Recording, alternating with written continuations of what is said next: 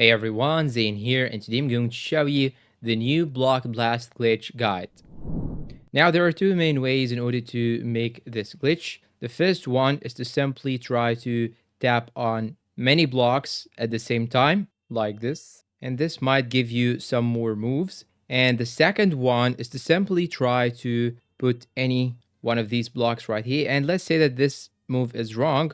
When you go back, just exit the application as fast as possible, then you go back and open it. It may not save your progress, so it may give you the same block. You may find it just right here, but here in my case it didn't work because sometimes it depends on the version that you are using. So it might work in some version and they may actually fix it in the upcoming versions. So keep that in mind and don't tell me down below in the comments that I wasted your time.